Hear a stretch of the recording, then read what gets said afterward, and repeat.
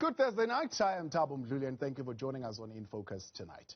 President Cyril Ramaphosa has held a media briefing for the first time in several months. Ramaphosa fielded questions from reporters after replying to a debate on the Presidency Budget vote in Parliament this afternoon. There had been growing criticism of his lack of engagement with the domestic media, with some in the profession accusing him of being elusive. He answered questions on corruption, land expropriation, and his handling of the scandal surrounding Health Minister Dr. Zweli Mkhize. Now, joining me to have that conversation about the President's Q&A session today is Newsroom Africa's politics editor, Sbu. Good evening, and thank you very much for your time and joining us tonight here on In Focus.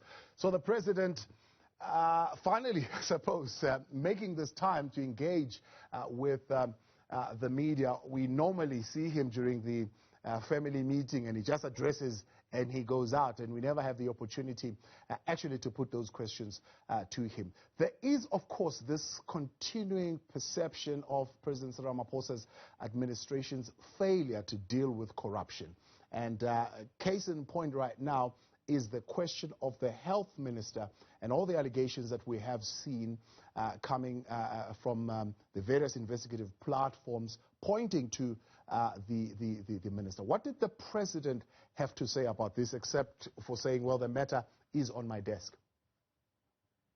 Look, Thabo, I think he was well prepared for that question. He knew it would come, but I think also, I don't think the contingent of journalists who were gathered in Parliament today would have been satisfied, and I'm sure even the rest of South Africans, with his response, because what we are seeing here as vintage President Ramaphosa, where he wants to be careful and meticulous in how he deals with these issues. He played the long game in the ANC when dealing with ANC Secretary General Ace Magashule, and I think this time around he also is putting political considerations ahead of the perceptions about, or ahead of the image of his government.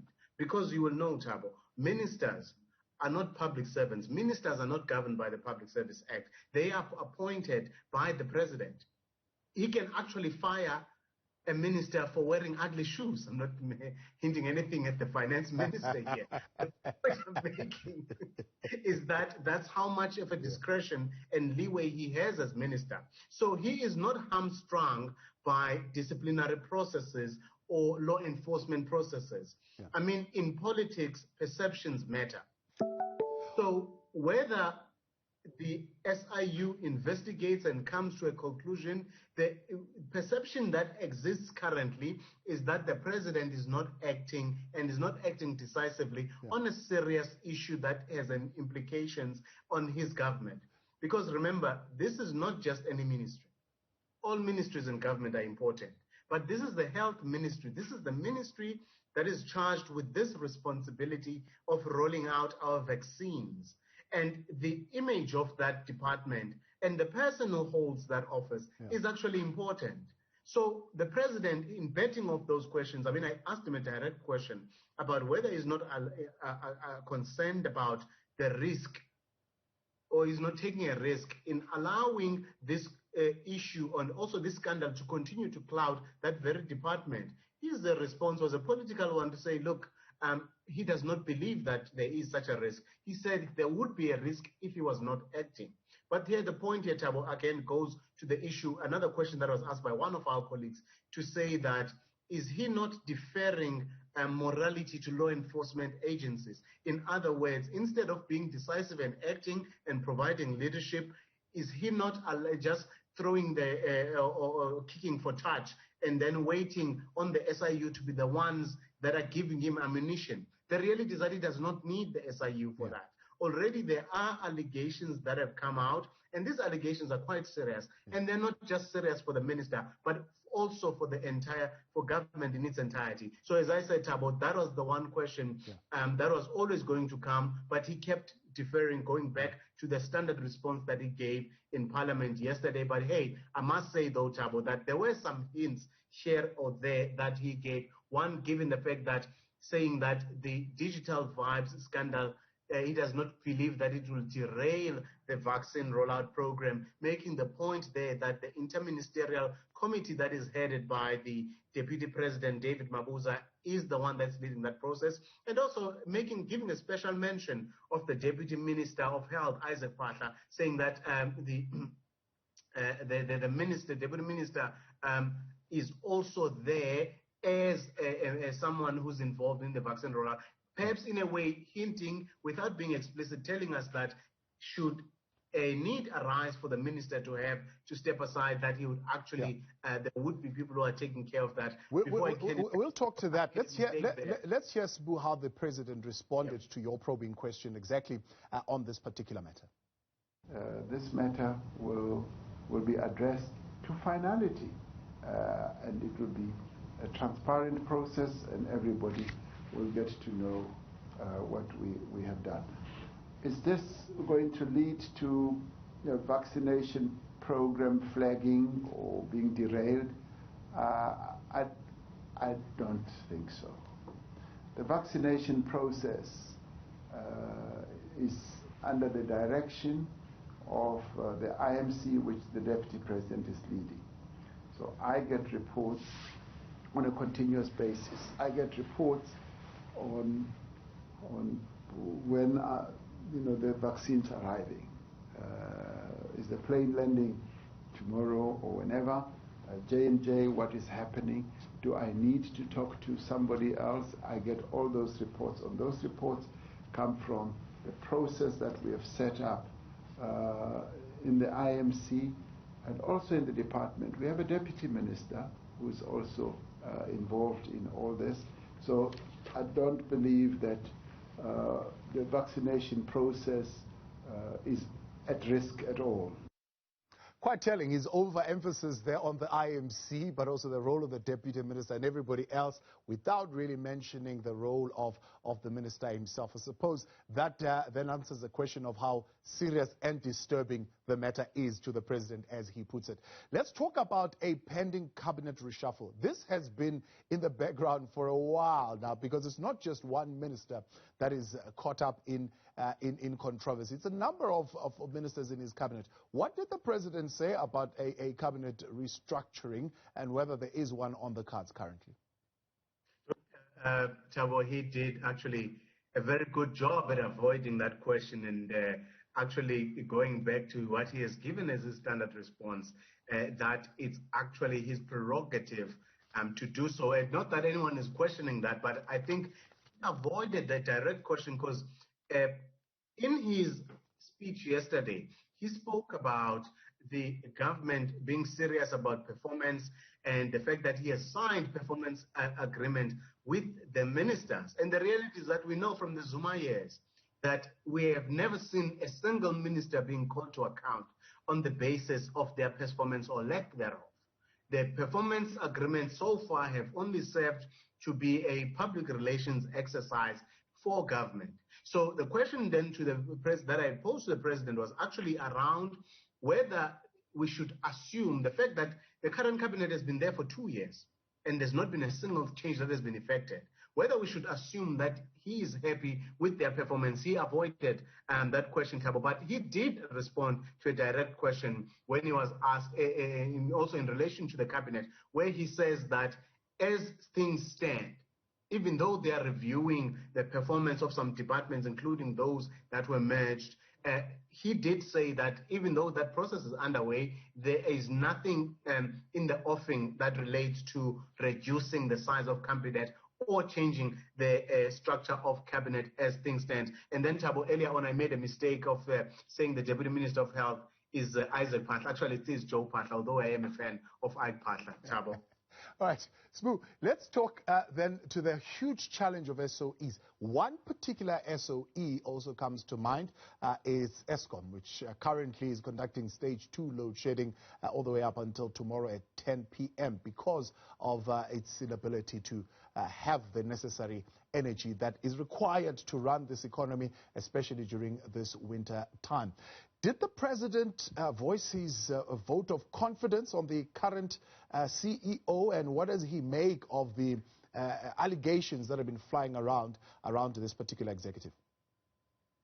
Thabo, obviously we do know that the CEO of Eskom, Andrew de Ruyter, has been in the news lately, least of all, not because of the load shedding that we've been seeing rolling load shedding since Monday or Tuesday. So obviously Eskom is uppermost on our minds, but also the story that came out being that he has been cleared of those allegations of racism. We do know that there was an investigation into that. Now, today, the president actually, when he was asked about Eskom and whether we can trust Eskom to be able to see us through the worst days of load shedding, he actually took the opportunity to praise the leadership of Eskom as led by Andrew de Ruyter, saying that he is quite an experienced business leader and that he has all the faith in Andrew de Ruyter and his team. Now, that was a very important public vote of confidence for the CEO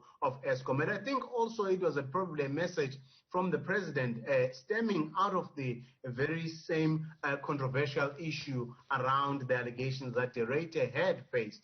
Now, Thabo, it would be interesting to see, because one of the people that had come out in support, actually calling for an investigation into de Ruyter and some of the allegations that were made by Terangano, was the Black Management Forum. And tomorrow the president will be the guest speaker at the BMF event tomorrow night. So it will be interesting to see the exchange there and how that pans out, Thabo.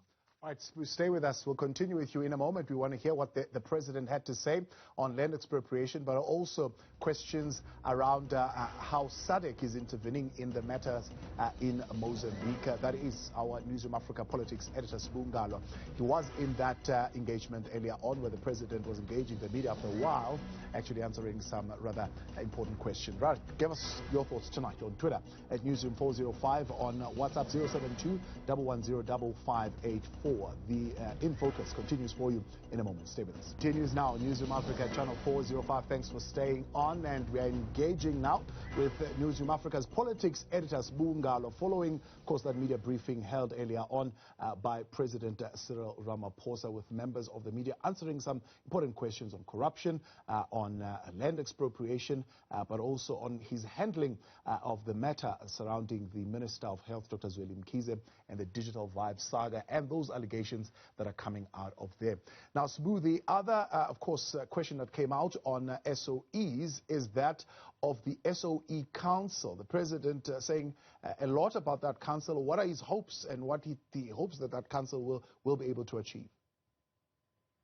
Certainly, Thabo. I mean, obviously, the root of all the corruption, or rather the extent of state capture and its devastating effect, has been seen on our state-owned enterprises.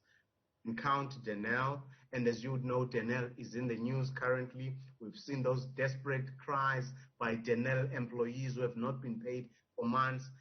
Eskom, we've spoken about. I mean, some of our colleagues cannot even watch this, or viewers, because of load shedding. I mean, the SAA is yet to return to the skies. So the reality is that the hollowing out, Transnet as well, add Transnet into the mix, add PRASA into the mix, all of those state-owned enterprises that have been run to the ground, or actually are close to that, or actually are on the verge of being revived. So that council becomes an important one in actually helping government have some kind of credibility, because the president spent a lot of time, Thabo, in his speech yesterday talking about a capable developmental state.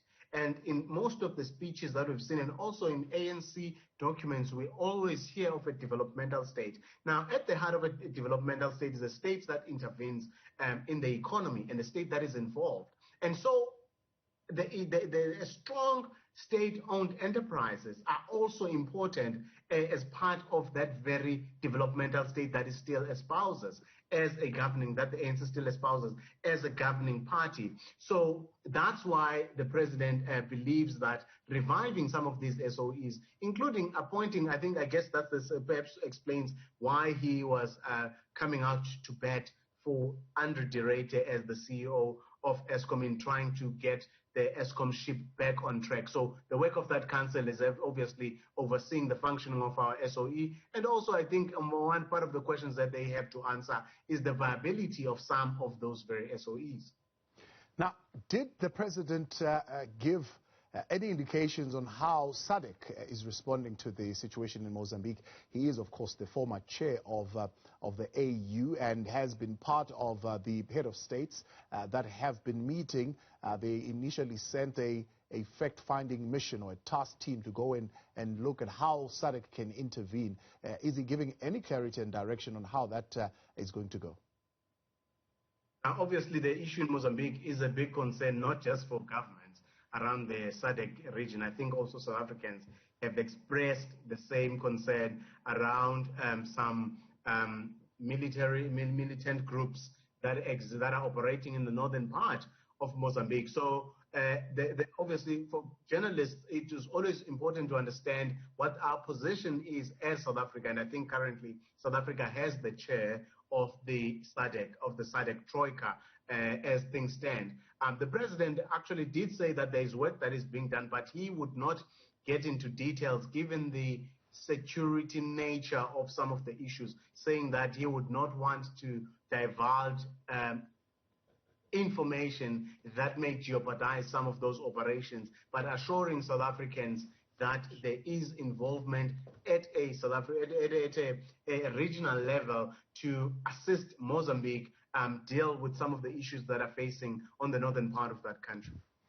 And of course, the fight against the pandemic has got to be a priority for this government at this particular time, including the fight on corruption. But of course, a lot of people would like to see a better handling of the vaccination process.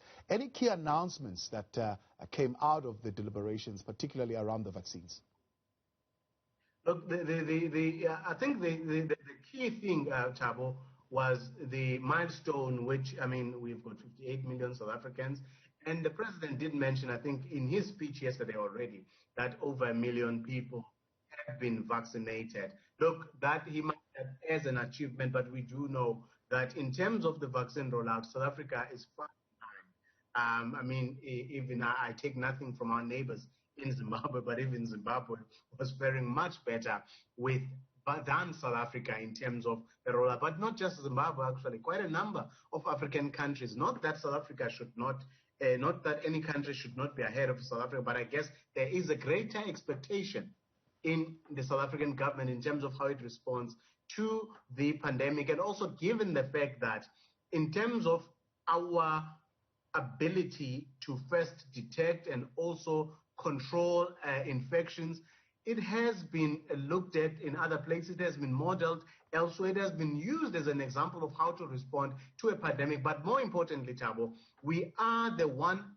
country in Africa that has the most cases, that has had the most active cases, or rather the most recorded cases of COVID-19. So our response is always going to be an important one. Look, I think for now, it's just a matter of South Africans knowing that there are enough vaccines. In terms of commitments, yes, he made the point that we have we've secured enough vaccines to cover the entire adult population, but securing and taking delivery and administering those vaccines is a total different story altogether. You do know, Thabo, that we've been getting these vaccines in drips and drabs. They've been coming in different batches, and so far the vaccination of the elderly seems to have gone well. But I guess for the rest of us, as South Africans, it will be in how that is rolled out to the rest of South Africans going forward.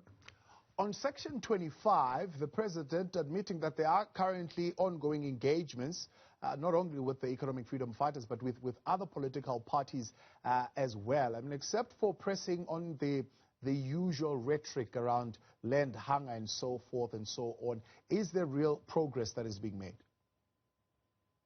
Now, Thabo, obviously the issue of land is a contentious one in South Africa. But I think for the ANC, it has always been unequivocal in advocating for land to be redistributed. Now, the issue there that he was dealing with particularly was a question around the position of the ANC and the EFF.